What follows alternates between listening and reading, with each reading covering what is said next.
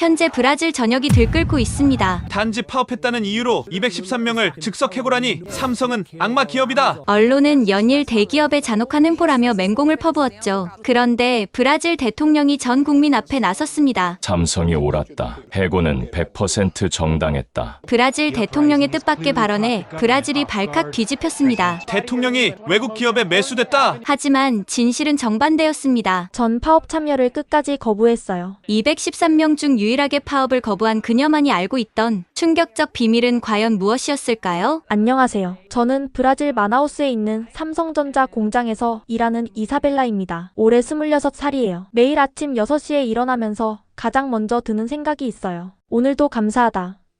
삼성에서 일할 수 있어서 정말 감사하거든요. 제가 이렇게 생각하는 데는 정말 절절한 이유가 있어요. 아직도 생생히 기억하는 그날의 저녁이 있어요. 제가 13살 때였는데 아버지가 부두에서 돌아오셨어요. 평소보다 훨씬 늦은 시간이었죠. 얼굴이 새하얗게 질려 있으셨어요. 오늘 일이 없었다. 아버지가 힘없이 말씀하셨어요. 그 말이 무슨 뜻인지 저희는 다 알고 있었어요. 오늘도 돈을 못 벌었다는 뜻이었거든요. 저녁 식탁에 놓인 건 빵 한 조각이 전부였어요. 어머니가 그 빵을 내 등분으로 나누셨어요. 아버지, 어머니, 저 그리고 여동생 몫으로요. 제 손바닥만한 빵 조각을 받았을 때 배에서 꼬르륵 소리가 났어요. 하지만 불평할 수 없었어요. 어머니가 당신 몫을 제게 슬쩍 더 주시려는 걸 봤거든요. 어머니, 저는 배불러요. 거짓말이었어요. 너무 배가 고팠어요. 하지만 어머니가 드셔야 했어요. 심장이 안 좋으신 어머니가 굶으시면 더 위험하니까요. 그날 밤 잠들기 전에 여동생이 제게 속삭였어요. 언니 배고파. 조금만 참아. 내일은 아빠가 일을 구하실 거야. 하지만 저도 배가 너무 고팠어요. 잠이 오지 않았어요. 저희가 살던 파벨라는 정말 위험한 곳이었어요. 해가 지면 절대 밖에 나가면 안 되는 곳이었죠. 마약상들이 총격전을 벌이는 일이 다반사였거든요. 밤에 화장실에 가려면 정말 무서웠어요. 총소리가 들리면 바닥에 엎드려야 했어요. 유리창도 다 깨져 있어서 바람이 쌩쌩 들어왔고요. 그런 환경에서도 저는 포기하지 않았어요. 학교는 계속 다녔어요. 공책이 없으면 신문지에 공부했고 연필이 다 다르면 다른 아이들이 버린 연필 심을 주워서 썼어요. 선생님들이 가끔 안쓰럽게 봐주셔서 공책을 주시기도 했어요. 제가 16살 때 운명을 바꾼 소식을 들었어요. 삼성에서 마나우스에 기술학교를 세운다는 거였어요. 그것도 파벨라 아이들도 무료로 다닐 수 있는 삼성 아마조나스 기술학교라고 했어요. 정말 공짜야? 저는 믿을 수 없었어요. 세상에 공짜 교육이 어디 있겠어요. 하지만 정말이었어요. 전자공학 기초부터 한국어까지 가르쳐준다고 했어요. 저 같은 파벨라 아이들에게는 정말 기적 같은 기회였어요. 입학시험을 보러 갔을 때 정말 떨렸어요. 깨끗한 교실, 새 책상, 컴퓨터까지 있었어요. 파벨라에서 태어나 자란 제가 그런 곳에 있다는 게 꿈만 같았어요. 다행히 합격했어요. 그날 집에 돌아와서 가족들에게 말했을 때 모두 울었어요. 기뻐서 말이에요. 삼성기술학교에서의 2년은 제 인생을 완전히 바꿔놓았어요. 한국에서 온 선생님들이 정말 친절하게 가르쳐 주셨어요. 전자공학도 배우고 한국어도 배웠어요. 무엇보다 꿈을 가질 수 있게 되었어요. 기술학교를 수석으로 졸업한 후에는 더 큰 기적이 기다리고 있었어요. 삼성 장학금으로 대학에 갈 수 있게 된 거예요. 대학 4년 내내 등록금, 생활비까지 모두 지원받았어요. 삼성이 아니었다면 저는 평생 파벨라에서 못 벗어났을 거예요. 대학에서는 전자공학을 전공했어요. 삼성에서 일하고 싶었거든요. 저를 구원해준 회사에 보답하고 싶었어요. 대학 4년 동안 항상 최우등으로 지냈어요. 밤늦게까지 공부하는 건 이미 습관이 되어 있었거든요. 졸업하고 삼성전자 마나우스 공장에 취업했을 때의 기쁨은 말로 표현할 수 없었어요. 첫 월급을 받았을 때 정말 믿기지 않았어요. 3,000헤아리였는데 그 옛날 빵 한 조각을 내 등분해서 먹던 때를 생각하면 정말 엄청난 돈이었어요. 지금 저는 품질관리팀에서 일하고 있어요. 그냥 평범한 직원이지만 매일 1시간 일찍 출근해서 사무실 정리를 해요. 야근과 주말 근무도 마다하지 않아서 여러 부서에서 도움을 요청하곤 해요. 한국 기술진들이 이사벨라만큼 꼼꼼한 직원은 처음 본다고 칭찬해주세요. 성실함 덕분에 여러 회의에 참석하게 되고 한국 기술진들과도 자주 대화를 나눠요. 한국어를 할 줄 아니까 더욱 친근하게 대해주시죠. 삼성은 제게 단순한 직장이 아니라 인생의 은인이에요. 타벨라에서 평생 못 벗어날 뻔한 저에게 교육 기회를 주셨어요. 기술학교부터 대학까지 저의 모든 것이 삼성 덕분이에요. 이 회사는 제게 어버이보다도 더 큰 은혜를 베푸신 분이에요. 그런데 최근 들어 이상한 일들이 생기기 시작했어요. 집 주변을 맴도는 낯선 차량을 자주 보게 되었어요. 어머니도 요즘 누군가 우리 집을 감시하는 것 같다고 불안해하셨어요. 그런데 그날 아침 제가 출근하기 전에 현관문에 붙어있던 쪽지를 봤어요. 당신의 재능이 아깝습니다 라고 적혀 있었어요. 누가 이런 쪽지를 붙여놓은 걸까요? 왜 저를 지켜보고 있는 걸까요? 며칠 후 구내식당에서 점심을 먹고 있을 때였어요. 이사벨라 씨 같이 앉아도 될까요? 처음 보는 남자였어요. 30대 중반쯤 되어 보였고 깔끔한 정장을 입고 있었죠. 네, 앉으세요. 제 이름은 레오나르도예요. 직원 권익 보호 활동을 하고 있죠. 직원 권익 보호? 우리 공장에는 공식 노조가 없는데. 아직 공식 조직은 아니에요. 하지만 몇몇 직원들과 함께 모임을 만들어가고 있죠. 벌써 100여 명이 함께하고 있어요. 레오나르도는 부드러운 미소를 지으며 말을 이었어요. 이사벨라 씨가 삼성기술학교 출신이시죠? 장학생이었다고 들었는데 제가 놀라서 쳐다봤어요. 어떻게 제 과거를 알고 있는 거죠? 놀라지 마세요. 좋은 의미에서 관심을 가진 거예요. 당신처럼 능력 있는 분이 제대로 대우받고 있는지 궁금해서요. 저는 충분히 만족하고 있어요. 정말요? 한국어도 할 줄 아시고 한국 기술진들과 자주 대화하시죠? 야근도 많이 하시고 여러 부서 일을 도와주신다고 들었어요. 그가 제 일상을 너무 자세히 알고 있어서 불안했어요. 당신처럼 회사를 속속들이 아는 분이 드물어요. 그런데 정작 당신은 평범한 직원 대우만 받고 있죠. 저는 그것도 감사해요. 삼성이 없었다면 저는 알아요. 삼성이 당신을 교육시켰죠. 하지만 그게 평생 충성해야 할 이유는 아니에요. 당신도 당신의 가치를 제대로 인정받을 권리가 있어요. 레오나르도는 명함을 건넸어요. 생각해보세요. 우리가 함께하면 더 나은 조건을 만들 수 있어요. 뭔가 이상한 느낌이 들었어요. 그 후로 레오나르도는 자주 제게 접근했어요. 처음엔 노동 조건 개선 얘기였지만 점점 이상한 방향으로 흘러갔어요. 이사벨라 씨, 한국 기술진들이 어떤 프로젝트를 진행하는지 아세요? 글쎄요. 제가 알 필요는 없는 일들이라. 당신은 알 권리가 있어요. 이 공장에서 일하는 직원으로서. 어느 날은 더 노골적으로 물어왔어요. 야근하실 때 접근할 수 있는 자료들이 있죠? 생산 데이터나 품질 보고서 같은 것들. 왜 그런 걸 물으시죠? 직원들의 권익을 위해서는 회사 상황을 정확히 알아야 해요. 그래야 협상할 때 유리하죠. 점점 불편해졌어요. 하지만 레오나르도는 포기하지 않았어요. 며칠 후 공장에 이상한 소문이 돌기 시작했어요. 한국 본사에서 브라질 공장 축소를 검토한대. 우리 월급은 그대로인데 한국 직원들은 보너스를 2배로 받는데. 품질관리팀 일부를 해고할 계획이래. 모두 근거 없는 소문이었지만 직원들 사이에 불안감이 퍼졌어요. 그때 레오나르도가 나타났어요. 이제 아시겠죠? 회사는 우리를 언제든 버릴 수 있어요. 우리도 대비해야 해요. 무슨 대비요? 파업이요. 우리의 권리를 주장하는 거죠. 파업? 저는 놀라서 그를 쳐다봤어요. 하지만 그건 불법이잖아요. 때로는 불법적인 방법도 필요해요. 정의를 위해서라면. 그리고 그는 더 충격적인 제안을 했어요. 이사벨라 씨, 당신이 우리와 함께한다면 큰 힘이 될 거예요. 당신은 한국 기술진들과 가깝고 여러 부서를 드나들 수 있으니까. 무슨 말씀이세요? 별거 아니에요. 그저 당신이 보고 들은 것들을 공유해주면 돼요. 회의 내용이나 기술 자료 같은 것들. 이제 확실했어요. 이 사람은 단순한 노조 활동가가 아니었어요. 죄송하지만 그런 건 할 수 없어요. 왜요? 당신도 브라질 사람이잖아요.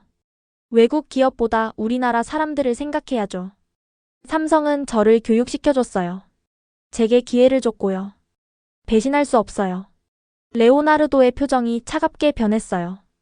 당신 정말 그렇게 생각해요? 그들이 당신을 교육시킨 건 싸게 부려먹으려는 거였어요. 그렇지 않아요. 언젠가는 깨닫게 될 거예요.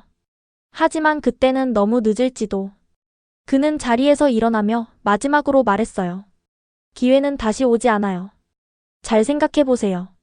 그가 떠난 후 저는 불안해졌어요. 이 사람이 정말 원하는 게 뭘까? 왜 제게 이런 제안을 하는 걸까? 집으로 돌아가는 길 또 그 낯선 차를 봤어요. 이번엔 천천히 저를 따라오고 있었어요. 집에 도착해서 어머니께 말씀드렸어요. 어머니, 요즘 이상한 사람이 저를 계속 찾아와요. 어머니의 얼굴이 창백해지셨어요. 이사벨라야, 오늘 낮에도 누군가 왔었어. 네가 삼성 학교 다녔는지 물어보더라. 심장이 쿵 내려앉았어요. 그들이 우리 집까지 찾아왔다니. 대체 무슨 일이 벌어지고 있는 걸까요? 다음 날, 레오나르도가 더 많은 사람들과 함께 나타났어요. 이사벨라 씨, 다시 한번 제안합니다. 우리와 함께 하세요. 주변에 모인 직원들도 저를 압박했어요. 이사벨라, 우리는 동료잖아. 같이 싸우자. 회사만 편들지 말고 우리 생각도 해봐. 하지만 저는 고개를 저었어요. 미안해요. 전 참여할 수 없어요. 그때 카를로스가 나섰어요. 평소 친하게 지내던 동료였죠. 이사벨라, 나도 처음엔 반대했어. 하지만 생각해봐. 우리가 얼마나 열심히 일하는데 대우는 형편없잖아. 카를로스, 그래도 우리에겐 안정적인 직장이 있어요. 그것만으로도 감사한 일이에요. 넌 삼성 학교 나왔으니까 그렇게 말하지. 우린 그런 혜택도 못 받았어. 그 말이 가슴에 꽂혔어요. 맞아요. 저는 운이 좋았죠. 하지만 그렇다고 해서 회사를 배신할 수는 없어요. 레오나르도가 다시 나섰어요. 이사벨라 씨, 당신이 야근하면서 보고 들은 이야기들만 알려주면 돼요.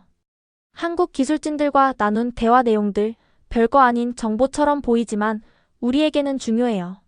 왜 그런 정보가 필요한 거죠? 협상력을 높이기 위해서예요. 회사가 뭘 준비하는지 알아야 대응할 수 있으니까. 거짓말이란 걸 알 수 있었어요. 그의 눈빛이 말해주고 있었죠.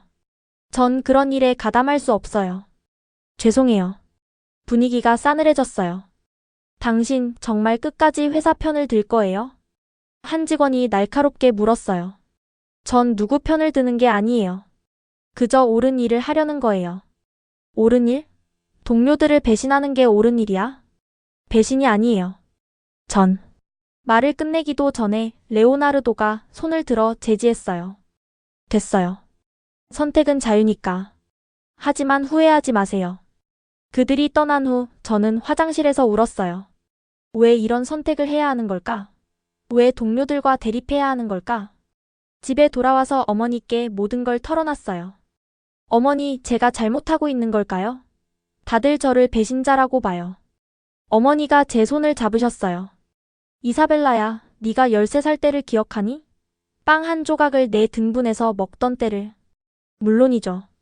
그때 우리에게 희망이 있었니? 없었어. 하지만 삼성이 너에게 기회를 줬잖아. 교육을 시켜줬고 이 가난에서 벗어나게 해줬어. 어머니의 눈에 눈물이 고였어요. 그런 은혜를 어떻게 잊을 수 있겠니? 네가 하는 일이 옳은 거야. 하지만 동료들이 때로는 외로운 길을 가야 할 때가 있는 거야. 특히 옳은 일을 할 때는 더 그래. 어머니 말씀이 맞았어요. 삼성은 제게 단순한 직장이 아니라 인생의 은인이에요. 파벨라에서 평생 못 벗어날 뻔한 저에게 교육 기회를 주셨어요. 기술학교부터 대학까지 저의 모든 것이 삼성 덕분이에요. 이 회사는 제게 부모님과도 같은 존재예요. 절대로 배신할 수 없어요. 그건 제 양심이 허락하지 않아요. 다음 날 공장 분위기는 더욱 험악해졌어요. 파업을 지지하는 사람들이 늘어났고 저처럼 반대하는 사람들은 점점 고립되었죠. 점심시간 아무도 제 옆에 앉지 않았어요. 멀리서 수군거리는 소리만 들렸죠. 저기 회사 편든다는 애 아니야? 삼성 학교 나와서 특별 대우 받았대. 우리랑은 다른 사람이야. 외로웠어요. 하지만 후회하지 않았어요. 퇴근 시간, 레오나르도가 마지막으로 찾아왔어요. 이사벨라 씨, 정말 마지막 기회예요. 내일부터 본격적인 행동에 들어갈 거예요. 행동이요? 파업이죠. 그리고 필요한 정보들을 확보할 거예요. 그런 일엔 가담할 수 없어요. 당신이 주는 정보가 있으면 훨씬 수월할 텐데. 정말 아쉽네요. 그가 가고 난 후 불안감이 엄습했어요. 그들이 무슨 일을 벌일지. 그날 밤 집에 도착했을 때 어머니가 창백한 얼굴로 저를 맞았어요. 이사벨라야, 오늘 낮에 또 그 사람들이 왔어.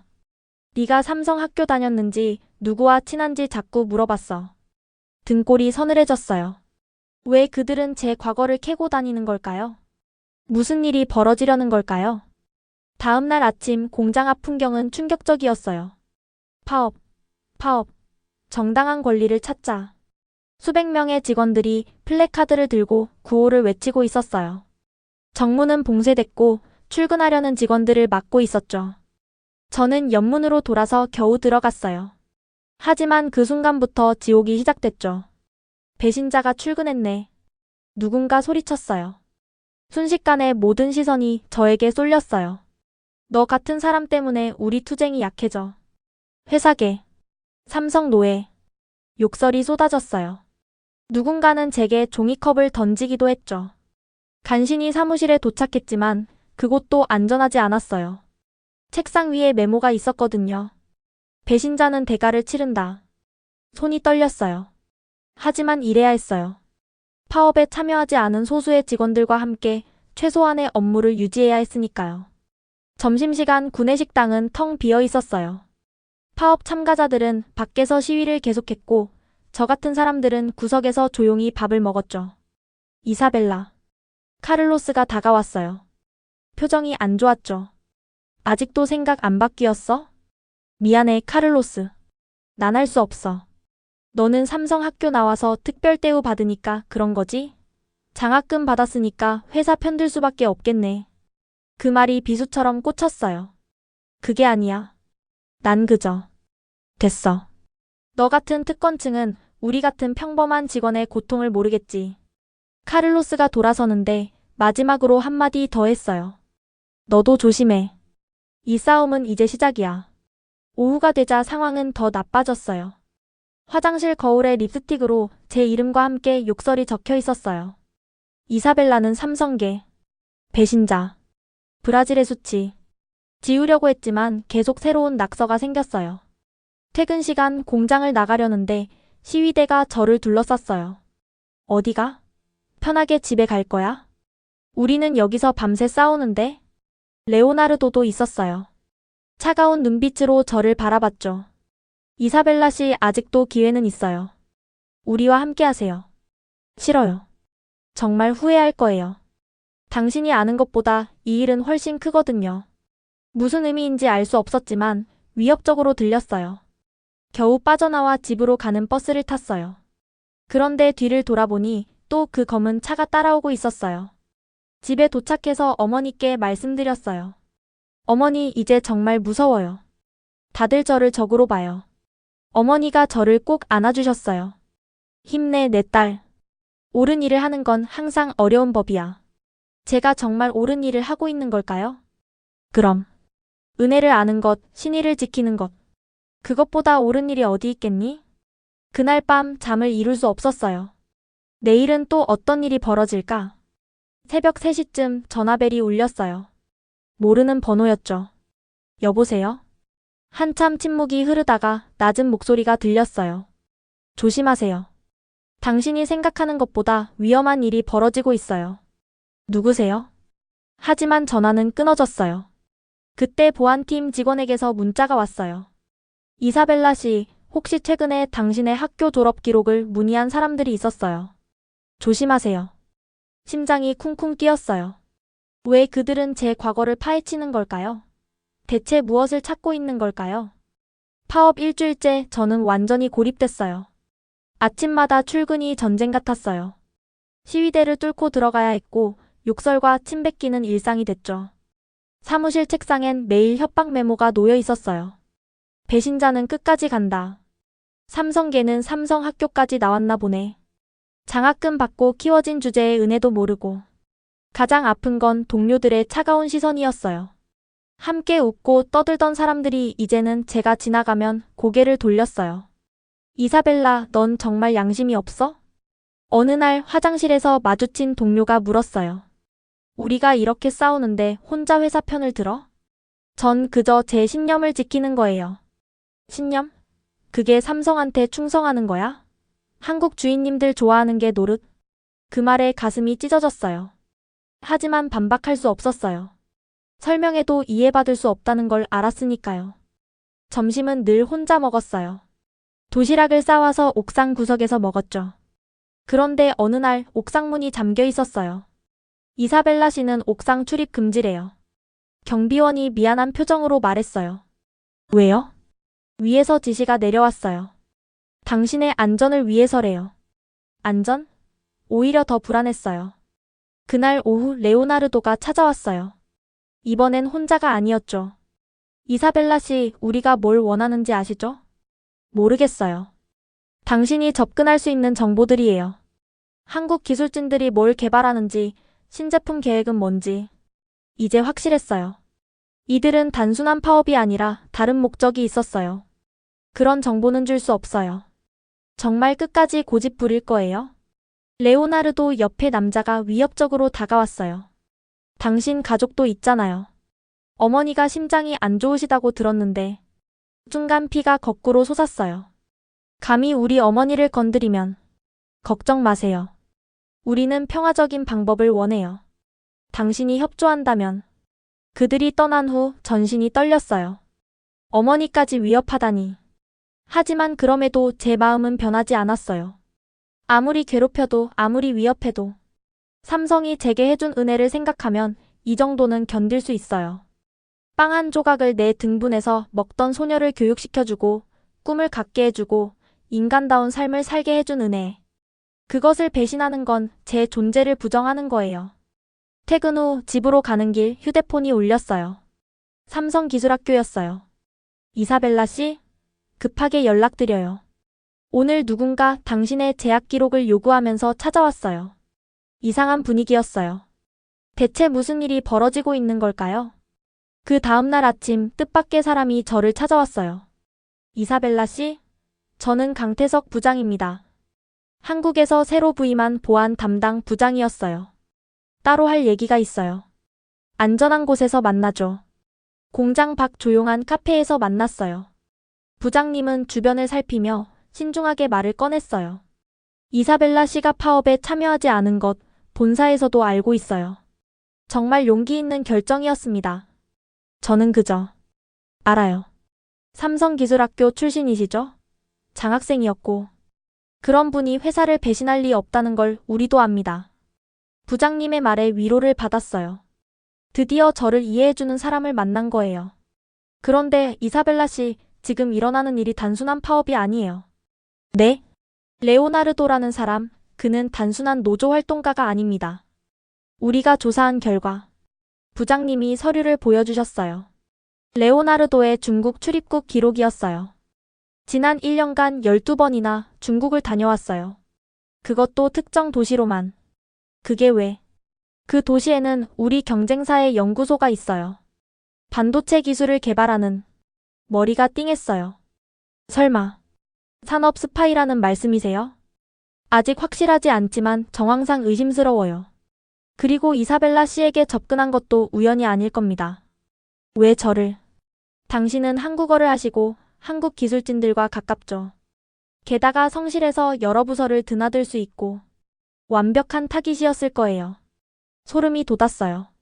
그래서 계속 정보를 달라고 했구나. 그럼 다른 직원들은요? 파업 참가자들은? 부장님의 표정이 어두워졌어요. 일부는 정말 노동 조건 개선을 원하는 선량한 직원들이겠죠. 하지만 일부는 알고 있었다는 거군요. 정확히는 모르겠지만 레오나르도 주변 핵심 인물들은 뭔가 다른 목적이 있을 거예요. 그때 부장님의 전화가 울렸어요. 잠깐 통화를 하시더니 얼굴이 창백해졌어요. 이사벨라 씨, 지금 당장 여기서 나가세요. 네? 누군가 우리를 감시하고 있어요. 따로 연락드릴게요. 그리고 며칠간 혼자 있지 마세요. 위험해요. 부장님의 급박한 목소리에 심장이 쿵쿵 뛰었어요. 카페를 나와 급히 집으로 향했어요. 뒤를 돌아보니 검은 차 한 대가 또 따라오고 있었어요. 집에 도착하자마자 문을 잠그고 어머니께 말씀드렸어요. 어머니, 오늘은 밖에 나가지 마세요. 왜? 무슨 일이야? 그냥 조심해야 할 것 같아요. 그날 밤 잠을 이룰 수 없었어요. 부장님이 한 말들이 계속 맴돌았죠. 산업 스파이? 중국 경쟁사? 만약 이게 사실이라면 저는 엄청난 일에 휘말린 거예요. 새벽에 전화가 왔어요. 강 부장님이었어요. 이사벨라 씨, 내일 정부에서 대대적인 수사가 시작됩니다. 충격적인 일이 벌어질 거예요. 마음의 준비를 하세요. 무슨 일이 벌어지는 건가요? 산업 스파이 조직이 일망타진될 겁니다. 그리고 많은 직원이 연루되어 있을 거예요. 전화를 끊고 창밖을 봤어요. 동이 트고 있었죠. 폭풍전야의 고요함이었어요. 내일이면 모든 진실이 밝혀질 거예요. 하지만 그 진실이 얼마나 충격적일지 그때는 상상도 못했어요. 다음날 아침 9시. 공장이 발칵 뒤집혔어요. 연방경찰이다. 모두 제자리에. 수십 명의 무장 경찰이 공장으로 들이닥쳤어요. 마치 영화 같은 광경이었죠. 레오나르도 씨, 체포영장이 발부됐습니다. 레오나르도가 수갑에 채워지는 걸 봤어요. 그의 표정은 담담했지만 눈빛은 날카로웠죠. 그가 연행되면서 제게 소리쳤어요. 이사벨라, 넌 아직 진실을 몰라. 더 큰 음모가. 하지만 경찰이 그를 끌고 가버렸어요. 그게 끝이 아니었어요. 경찰은 계속해서 직원들을 체포했어요. 10명, 20명, 30명. 체포되는 사람들 중에는 제가 아는 얼굴들도 많았어요. 평소에 성실하다고 생각했던 사람들이었죠. 오전 10시 긴급 전체 회의가 소집됐어요. 브라질 법인장이 창백한 얼굴로 단상에 섰어요. 직원 여러분, 오늘 벌어진 일에 대해 설명드리겠습니다. 숨죽인 침묵이 흘렀어요. 대규모 산업 스파이 조직이 우리 공장에 침투해 있었습니다. 중국 경쟁사와 연계되어 조직적으로 기술을 빼돌리려 했죠. 청중이 술렁였어요. 수사 결과 총 213명이 연루되어 있었습니다. 213명? 믿을 수 없는 숫자였어요. 이들은 모두 즉시 해고 조치됩니다. 그리고 법적 처벌을 받게 될 겁니다. 그때 누군가 일어나 소리쳤어요. 잠깐. 난 아무것도 몰랐어.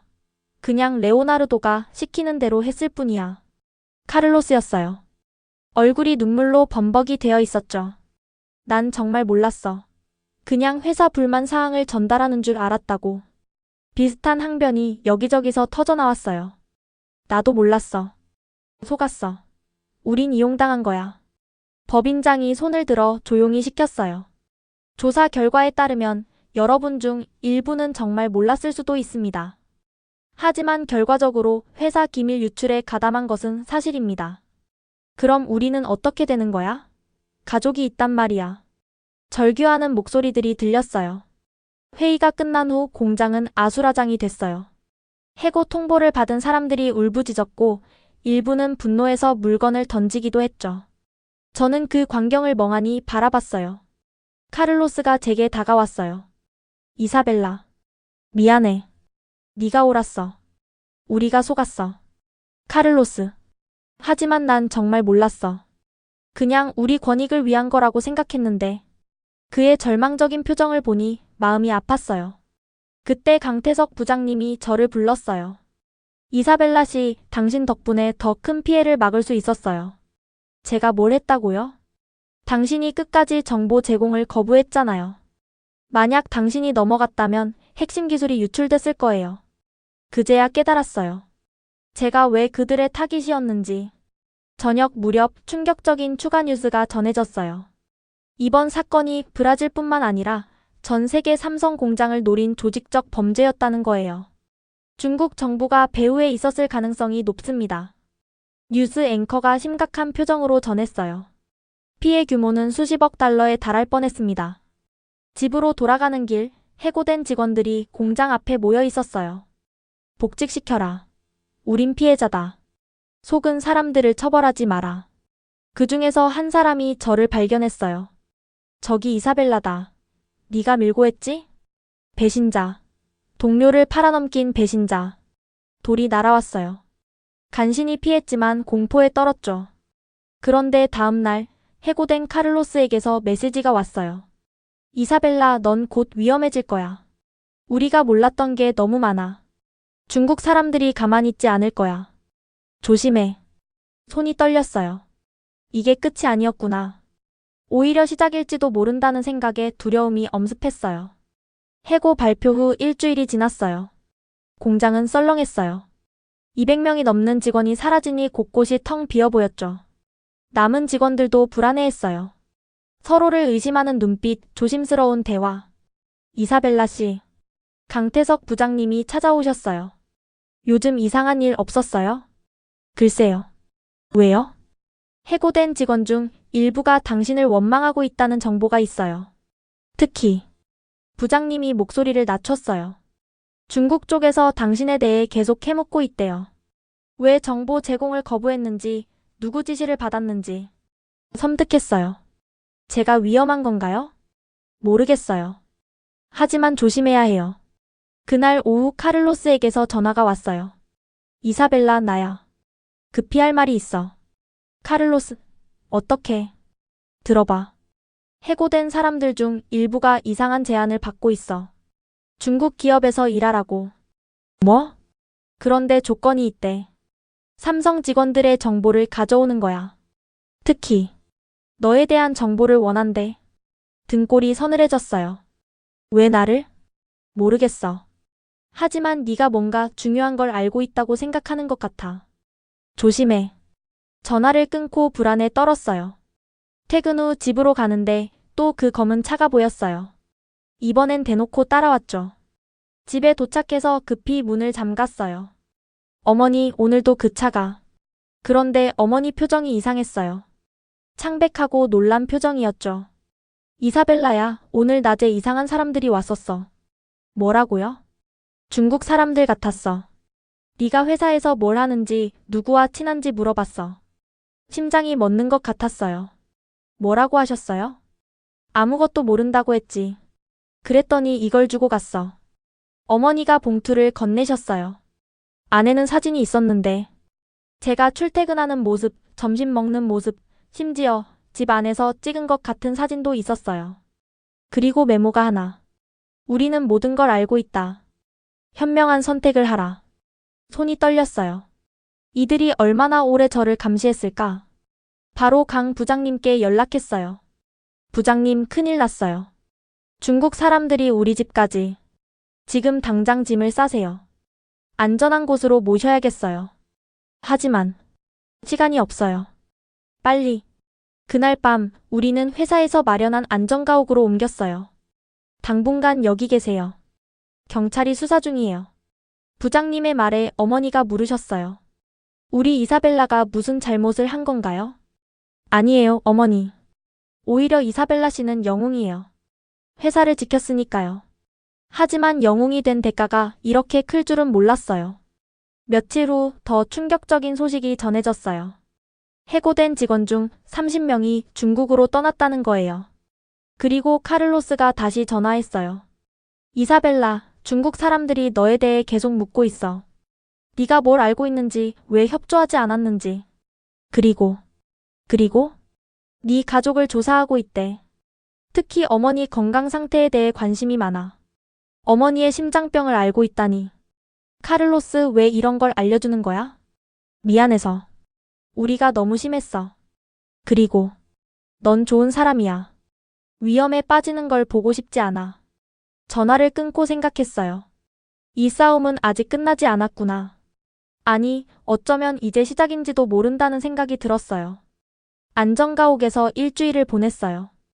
회사 측에서 보안요원을 배치해주고 경찰도 순찰을 강화했죠. 하지만 마음은 편하지 않았어요.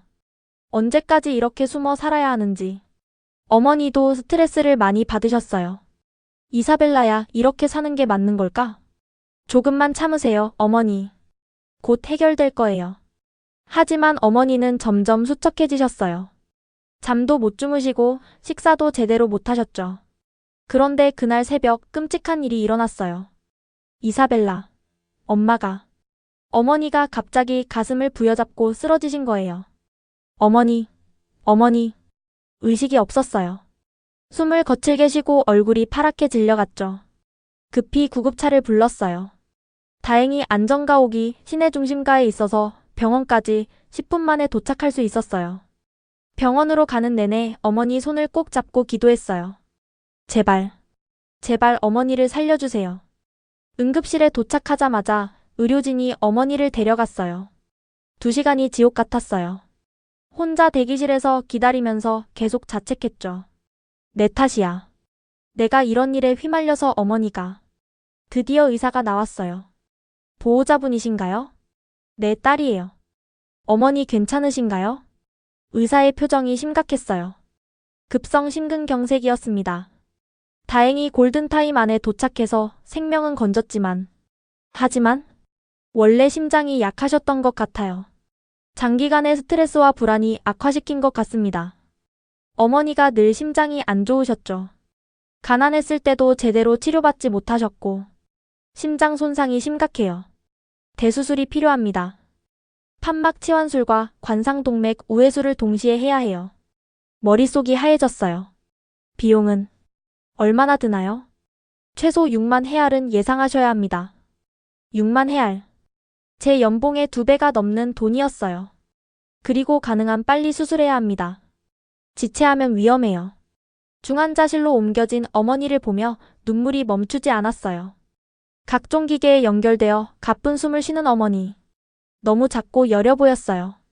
어머니, 제가 꼭 살려드릴게요. 꼭. 하지만 어떻게? 그 많은 돈을 어디서 구한단 말인가요? 강태석 부장님께 연락했어요. 부장님, 어머니가 심장마비로 쓰러지셨어요. 뭐라고요? 지금 어디세요? 상황을 설명하자 부장님이 바로 병원으로 오셨어요. 이사벨라 씨 정말 안 됐네요. 스트레스 때문에. 부장님도 안타까워하셨어요. 이 모든 게 제 때문이에요. 제가 그들과 맞서지 않았다면. 그런 생각하지 마세요. 이사벨라 씨는 옳은 일을 했어요. 하지만 어머니가 수술비가 6만 헤알이래요. 어떻게 해야 할지. 부장님이 잠시 생각하시더니 말씀하셨어요. 회사에 특별 의료 지원을 요청해 볼게요. 이사벨라 씨가 회사를 위해 한 일을 생각하면. 하지만 확신할 수 없었어요.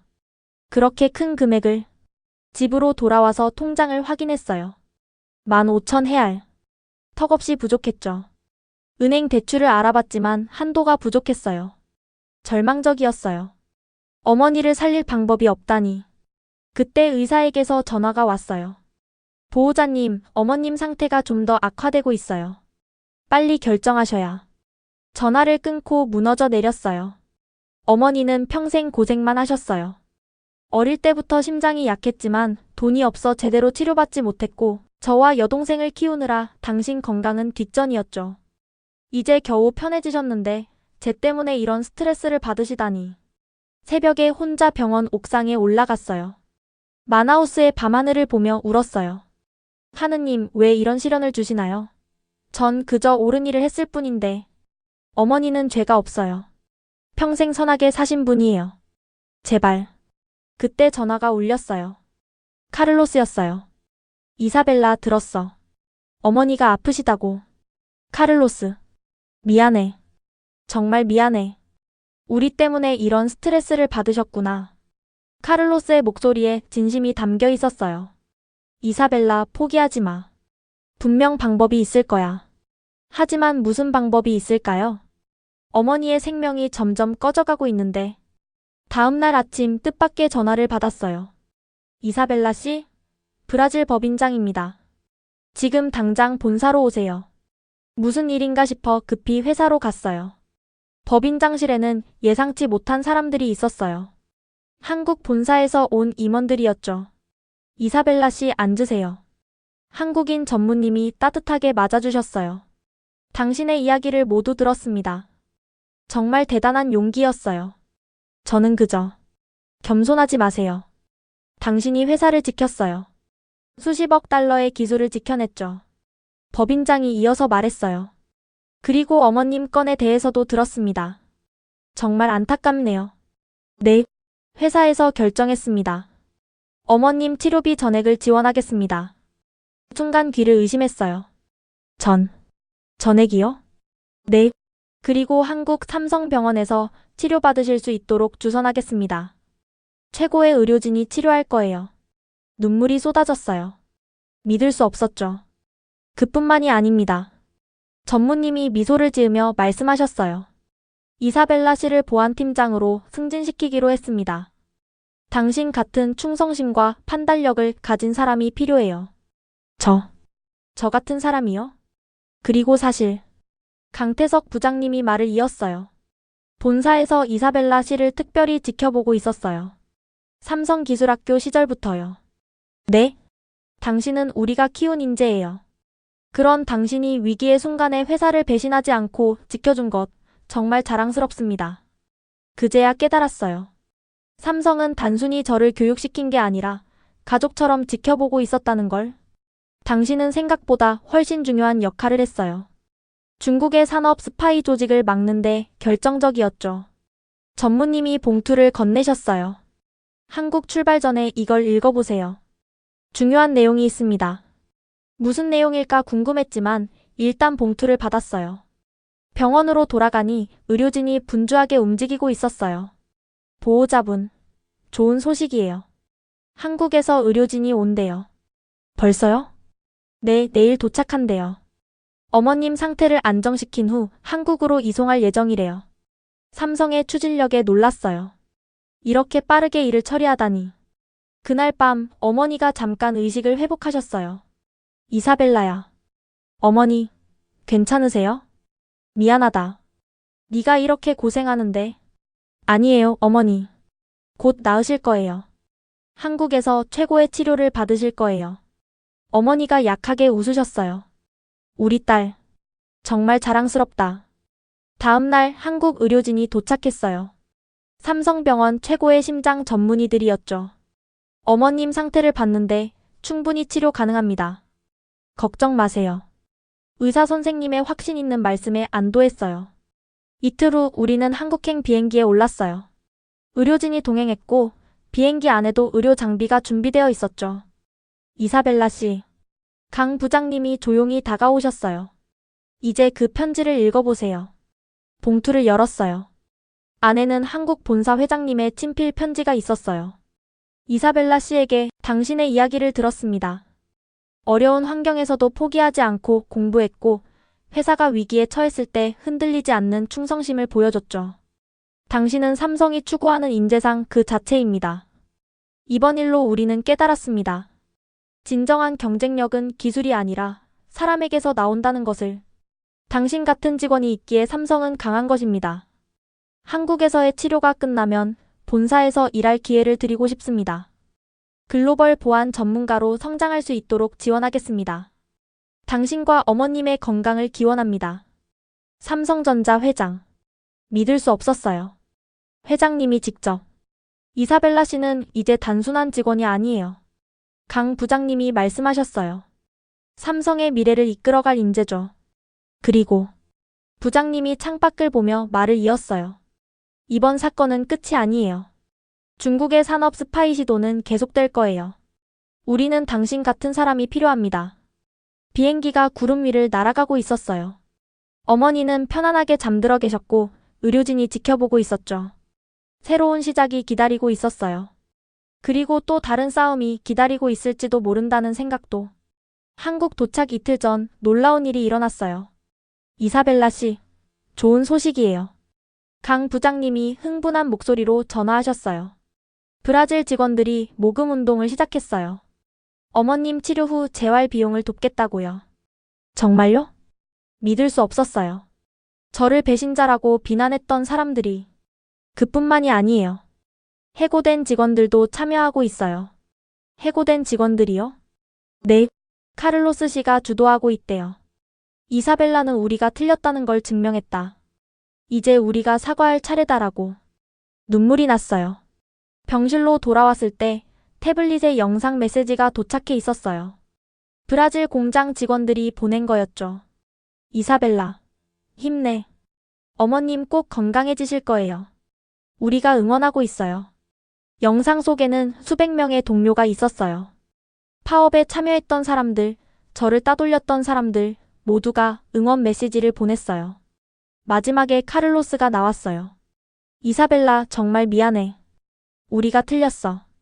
넌 진정한 용기가 뭔지 보여줬어. 어머님 꼭 건강해지실 거야. 우리가 다 기도하고 있어. 어머니도 영상을 보셨어요. 약한 미소를 지으시며 말씀하셨죠. 좋은 동료들이구나. 네가 지킨 게 회사만이 아니었네.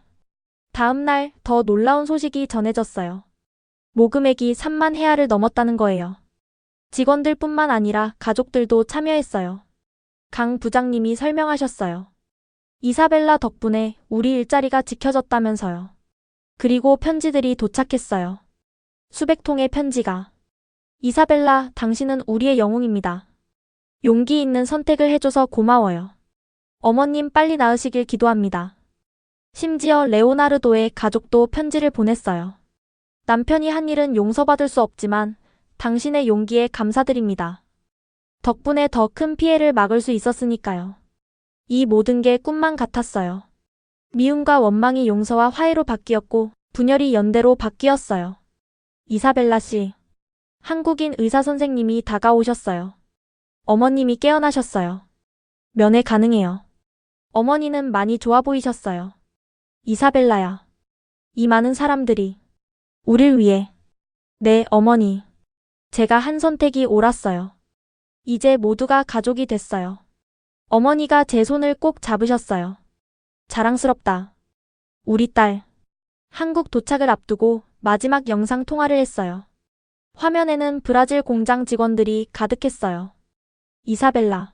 한국 가서도 힘내. 돌아오면 성대하게 환영할게. 우리가 기다리고 있을게. 파비아나라는 동료도 있었어요. 눈물을 흘리며 말했어요. 이사벨라, 당신이 보여준 충성심.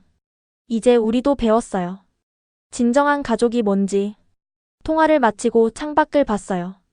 구름 사이로 한국 땅이 보이기 시작했어요. 새로운 시작이 기다리고 있었죠. 하지만 이제 두렵지 않았어요. 브라질에는 저를 기다리는 진정한 가족들이 있으니까요. 그리고 한국에서도 새로운 가족을 만날 거라는 예감이 들었어요. 인천공항에 도착했을 때 삼성 직원들이 마중 나와 있었어요. 이사벨라 씨, 환영합니다. 구급차로 곧바로 삼성병원으로 향했어요. 병원은 정말 놀라웠어요. 최첨단 시설, 친절한 의료진, 모든 게 완벽했죠. 어머님을 최고의 의료진이 담당할 겁니다. 걱정 마세요. 주치의 선생님의 확신 있는 말씀에 안도했어요. 수술은 다음날 아침에 예정됐어요. 그날 밤 병원 근처 숙소에서 잠을 이룰 수 없었어요.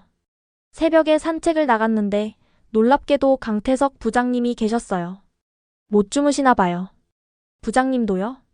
걱정돼서요. 이사벨라 씨 어머님이 제 어머니 같아서.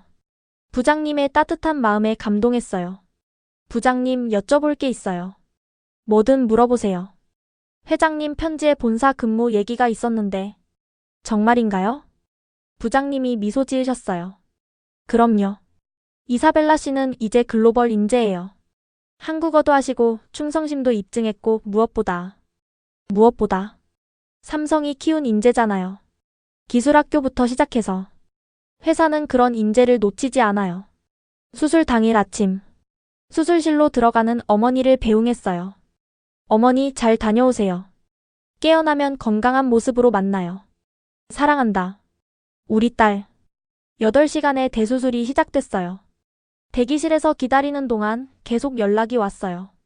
브라질에서, 한국 본사에서, 심지어 다른 나라 삼성 직원들까지 응원하고 있어요. 기도하고 있어요. 삼성 가족 모두가 함께해요.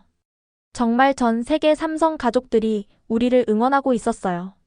드디어 수술이 끝났어요. 수술은 성공적이었습니다. 어머님은 강하신 분이에요. 의사 선생님의 말에 무릎이 꺾였어요. 안도와 감사의 눈물이 쏟아졌죠. 회복실에서 어머니를 봤을 때 평화로운 얼굴이었어요. 기계 소리가 규칙적으로 울렸고 생명의 신호를 보여주고 있었죠. 그때 간호사가 들어왔어요. CEO님이 보내신 겁니다. 화려한 꽃바구니와 함께 카드가 있었어요. 이사벨라 어머님의 빠른 쾌유를 기원합니다. 삼성 가족 모두가 응원하고 있습니다. 삼성전자 CEO. 믿을 수 없었어요. CEO가 직접. 일주일 후 어머니가 일반 병실로 옮겨졌어요. 이사벨라야. 여기가 한국이니? 네, 어머니. 이제 건강해지실 거예요. 정말. 꿈만 같구나. 그날 오후 특별한 방문객이 왔어요. 안녕하세요, 이사벨라 씨. 삼성 인사팀장님이었어요. 회복 기간 동안 한국에서 연수를 받으시면 어떨까요? 글로벌 보안 전문가 과정이 있는데. 저 같은 사람이요? 당연하죠. 이사벨라 씨는 이미 실전에서 능력을 증명했잖아요. 새로운 기회가 열리고 있었어요. 그리고 이건 직원들이 모은 성금입니다. 봉투를 받았는데 믿을 수 없는 금액이었어요. 전 세계 삼성 직원들이 참여했어요. 이사벨라 씨 이야기가 사내뉴스에 났거든요. 파벨라에서 온 충성스러운 직원. 회사를 구한 진정한 삼성인. 이런 제목으로 제 이야기가 소개됐다고 해요. 부담 갖지 마세요. 우리는 가족이니까요. 그날 밤 어머니와 함께 서울의 야경을 봤어요. 이사벨라야, 네가 선택한 길이 옳았구나. 네, 어머니. 이제 확신해요. 삼성은 단순한 회사가 아니구나. 진짜 가족이야. 창밖의 불빛들이 별처럼 빛나고 있었어요. 파벨라의 어둠에서 시작해 여기까지 왔어요. 그리고 이건 끝이 아니라 새로운 시작이란 걸 알았어요. 한국에서 2달을 보냈어요. 어머니는 놀라운 속도로 회복하셨고 저는 보안 전문가 연수를 받았죠. 이사벨라 씨는 배우는 속도가 정말 빨라요. 교관님들이 감탄하셨어요. 한국어를 할 줄 아시니 더 수월하시죠? 삼성기술학교에서 배운 한국어가 이렇게 도움이 될 줄은 몰랐어요. 연수 과정에서 다른 나라 직원들도 만났어요. 베트남, 인도, 멕시코. 모두가 비슷한 경험이 있었죠. 삼성이 우리를 교육시켜줬어요. 어려울 때 도와줬죠. 그래서 우리는 진짜 가족이에요. 어느 날 브라질에서 영상통화가 왔어요. 이사벨라, 빨리 돌아와. 공장 직원들이 화면 가득 모여 있었어요. 네가 없으니 허전해. 어머님은 어떠셔? 우리가 준비한 게 있어. 카메라가 돌아가더니 현수막이 보였어요. 이사벨라와 어머님을 기다립니다. 삼성 브라질 가족 일동.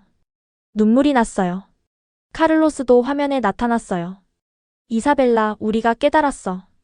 진짜 적은 밖에 있었고 우리는 서로 싸울 게 아니었어. 이제 우리는 더 단단해졌어. 네 덕분에. 파비아나도 말했어요. 네가 보여준 충성심, 이제 우리 모두의 마음이야. 빨리 돌아와. 보안팀장님.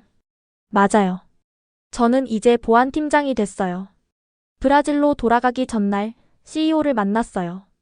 이사벨라 씨 정말 자랑스럽습니다. 직접 만나 뵙게 될 줄은 꿈에도 몰랐어요.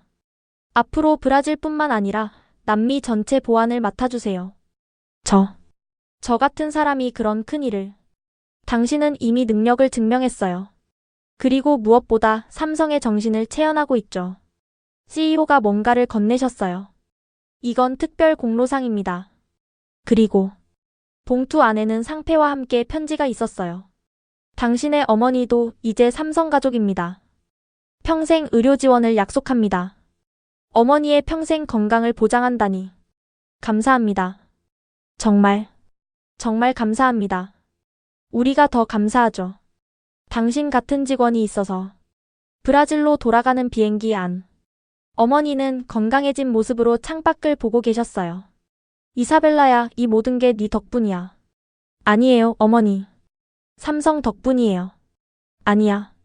네가 옳은 선택을 했기 때문이야. 어려운 순간에도 신의를 지켰잖아. 어머니 말씀이 맞았어요. 때로는 외로운 길이지만 옳은 길을 선택하는 것. 그것이 결국 모두를 하나로 만들었어요. 어머니, 우리 이제 정말 큰 가족이 생겼어요. 그래. 피는 안 섞였지만 마음으로 연결된 가족. 비행기가 브라질 영공에 들어섰을 때 가슴이 뛰었어요. 집으로 돌아가는 기분. 가족이 기다리는 곳으로. 공항에는 정말 많은 사람이 나와 있었어요. 이사벨라. 어머님. 동료들이 꽃다발과 플래카드를 들고 환영해줬어요. 카를로스가 다가와 포옹했어요. 돌아온 걸 환영해, 보안팀장님. 고마워요, 카를로스. 아니, 우리가 고맙지.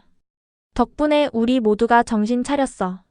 집으로 가는 차 안에서 공장을 지나갔어요.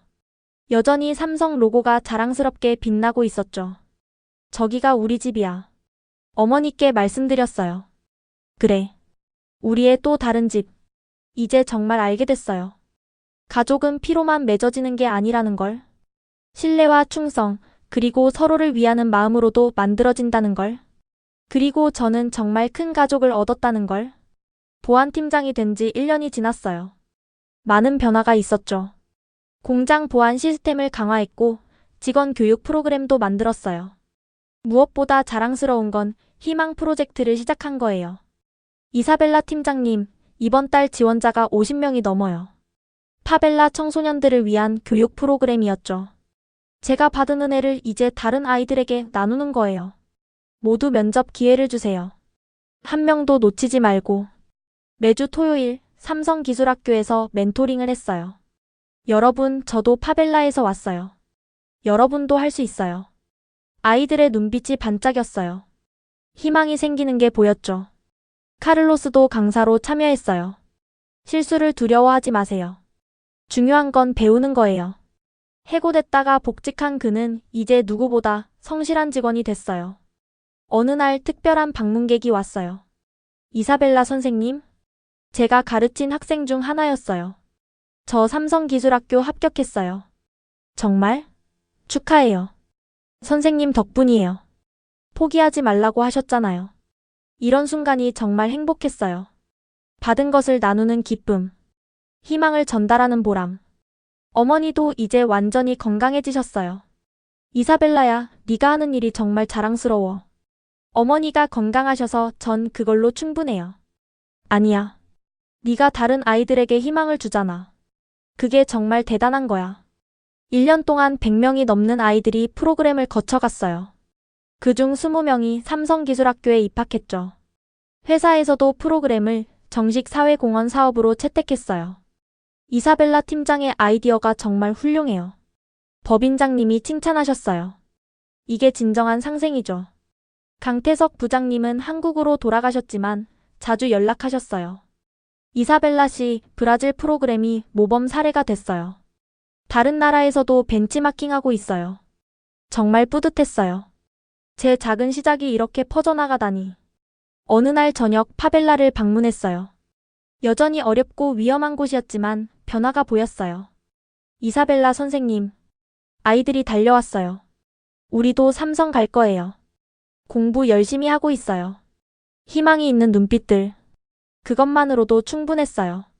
집으로 돌아오는 길 문득 깨달았어요. 제가 받은 가장 큰 선물은 직장도 돈도 아니었어요. 희망이었어요. 그리고 이제 저는 그 희망을 나누고 있어요. 파벨라의 어둠 속에서 빛을 보여주고 있어요. 삼성이 제게 그랬듯이. 어머니, 이제 정말 행복해요. 그래. 우리 딸. 이제 정말 성공했구나. 성공이 뭔지 이제 알 것 같아요. 혼자 잘 사는 게 아니라 함께 잘 사는 거. 어머니가 미소 지으셨어요. 그게 진짜 가족이지. 맞아요. 진짜 가족은 함께 성장하는 거예요. 서로를 믿고 돕고 일으켜 세우는 것. 그리고 받은 사랑을 다시 나누는 것. 그것이 제가 배운 삼성가족의 정신이에요. 매일 아이들을 만나고 있어요. 희망의 씨앗을 심으면서 언젠가 그들도 누군가에게 희망이 되길 바라며. 지금까지 브라질 삼성 공장 이사벨라의 이야기 어떠셨나요? 파벨라의 빵 한 조각을 내등분하던 소녀가 보여준 충성심. 모두가 등을 돌릴 때 홀로 신념을 지킨 용기. 그 끝에서 그녀가 얻은 것은 무엇이었을까요? 진짜 가족이었습니다.